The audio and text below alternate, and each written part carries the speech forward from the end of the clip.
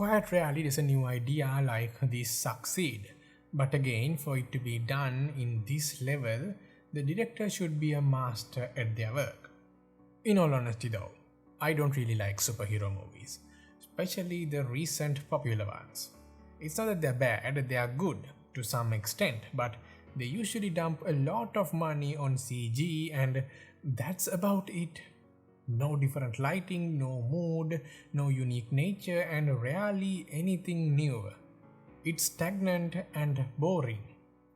But there are some superhero movies that I love, like Nolan's Batman trilogy, The Batman by Matt Reeves, Joker by Todd Phillips, Spider-Man trilogy by Sam Raimi, and of course, The Boys by Eric Kripke. Although The Boys is not really a superhero movie. Well, I don't have any other category to put it in, so for now, let's just call it a superhero movie that's well made. The Boys is a clever parody of modern American society and politics. It has been like that since its first episode, but it's illustrating the picture with a different tool: superheroes. The Boys is showing us something about superheroes that isn't shown in any other superhero movie. It's showing us that superheroes are not all good. It's showing us that superheroes are also humans. You see, there are lots and lots of people in our society, right? And in this ocean of people, there is none that is completely good, and there is none that is completely bad. And at the end of the day, superheroes are just like that. They are neither good nor bad. They are human. They make mistakes and they could do worse. Son, we can do anything we want, and no one can stop us. Now that's a good feeling. But none of us thought of it that way. What if Superman was a rude and arrogant person? What if Batman never cared about lives? And that's the exact thing this show illustrates. A universe with realistic superheroes. Take Billy Butcher for instance. Billy, Hello, Judy. Who's this? it's my nephew. This is a person grown in the sewers of society. A man who had a very rough childhood which molded him into the person that he is today. So, one of the most realistic characteristics that I have ever seen in this TV series is Billy's relationship with Becca. Billy was this murdering psychopath way before Becca and way before the situations today. But the thing with these kinds of people, these roughened out people, is that they have a lot of loyalty. A heck ton of it. Don't assume that the people who go through hardships don't seek for love. They very much do. They're just skilled at hiding it. So, just like that, Billy got attached to Becca. Now, in the later episodes, Billy says to Huey that he just attaches himself to people too much. You're so scared of being alone, Huey. First you latch onto Robin, then Starlight, and now me. Well, you know what, son? I ain't interested. But Billy here is the exact same thing as Huey. First he got attached to Lenny, then to Becca, and then to Huey. Now, in Billy's case, this loyalty is well shown. His Aunt Judy tells of a story about Lenny. Somebody bullied Lenny when they were children. Billy tried to murder the bully, no one could stop him. But when Lenny came, Billy's anger depleted quicker than 2 shakes of a duck's tail. Billy here is really protective of his loved ones because it's all he has, and his job is not to support them, but to protect them. That's why he is blaming himself or anyone for his losses.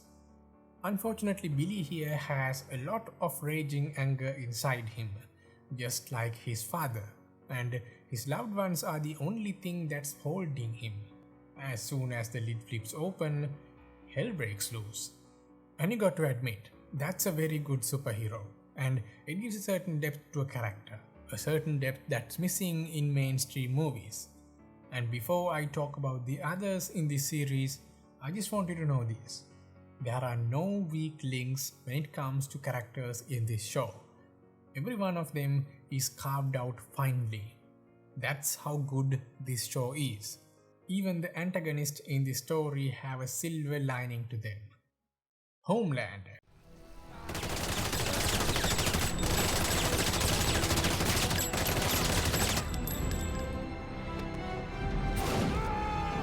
Homelander?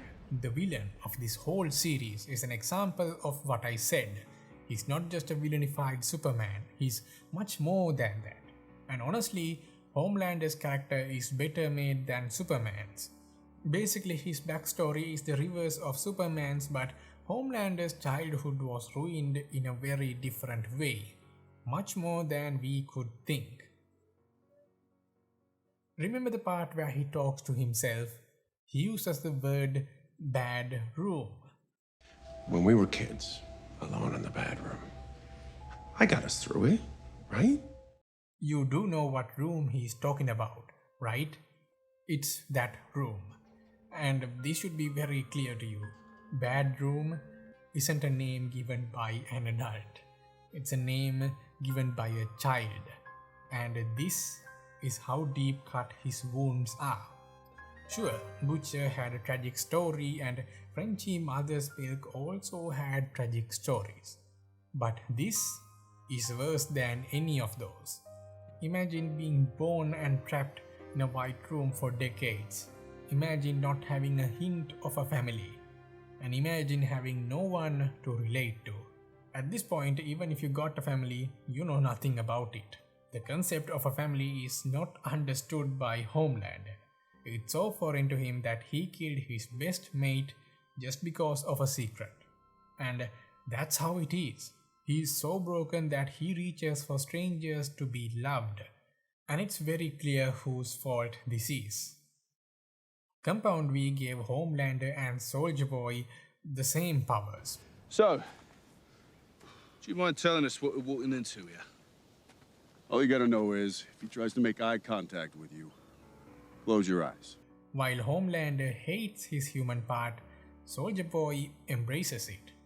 Even when given nearly the same set of powers, Soldier Boy turned out to be way better than Homelander. There is a very fine line between Homelander and Soldier Boy.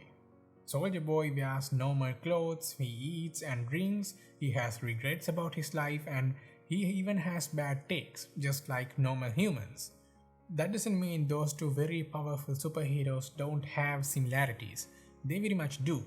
But the point is, this is not a birds of a feather flock together kind of situation. These are two similar yet opposite characters. Similar because of the power given to them by Compound V. Opposite because of the way they grew up. And that's the thing I really want to talk about. Soldier Boy showed up as a weapon to kill Homelander. But as we continue through the story, we find out that these two are just two sides of the same coin. And this shows us how much of a difference a family makes. Sure, Soldier Boy had a bad family and he is the product of that bad family. And what did the old man say then? Ah.